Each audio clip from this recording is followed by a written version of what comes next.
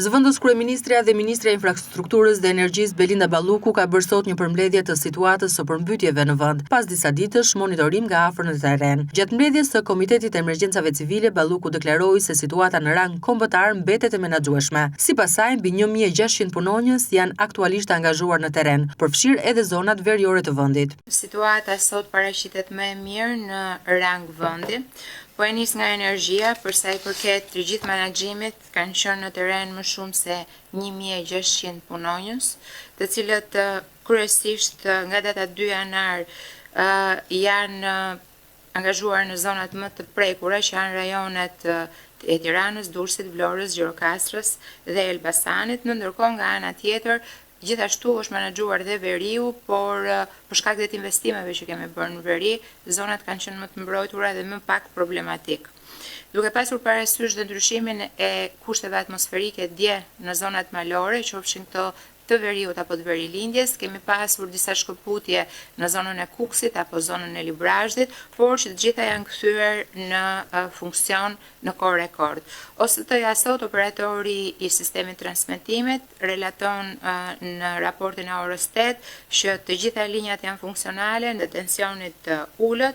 Duhet kemi parasysh që gjatë ditës së djeshme, që ka qenë edhe dita kulmore e problematikave për sa i përket kushteve atmosferike, kemi arritur një total të ndërprerjes për 38.731 abonent. Kaq kanë qenë defekte, duke e krahasuar me totalin e të gjithë abonentëve që shkon deri në 1 milion. Ndërkohë që gjatë ditës së sotme është ulur numri, kemi vetëm 19.175 abonent në këto momente pranë raportin e orës 8 pa energji, të cilët ndahen në urban 4.786, në rural 10.030, ndërkohë që në rural i thellë 4.359 abonent. Synohet që në orët në vazhdim të gjitha këto të rikuperohen.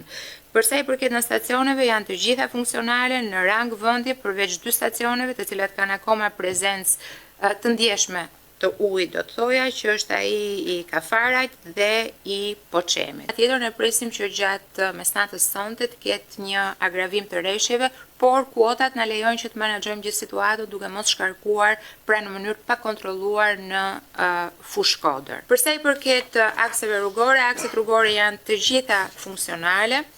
I referojmë këtu akseve kombëtare, jemi në ndjeni gjithashtu që ka pasur problematika në akset rurale të cilat mirëmbahen kryesisht nga bashkit. Ka pasur një angazhim për të ndihmuar edhe bashkit nga autoriteti rrugor shqiptar dhe nga të gjithë kontraktorët. Zëvendës kryeministrja bëri të ditur se prurjet e kaskadës së Fierzës kanë rënë në 1500 m3 për sekond, ndërsa kuota e liçenit ka arritur në 289.77 metër. Sa i përket infrastrukturës rrugore, Balluku njoftoi se të gjitha akset kryesore janë funksional. Problemet evidentuara në disa rrugë rurale sipas saj po menaxhohen nga bashkitë përkatëse me mbështetjen e qeverisë. Në përfundim ajo u bëri thirrje drejtuesve të automjeteve të tregojnë kujdes dhe të përdorin goma dimërore ose zinxhir për shkak të kushteve të vështira atmosferike.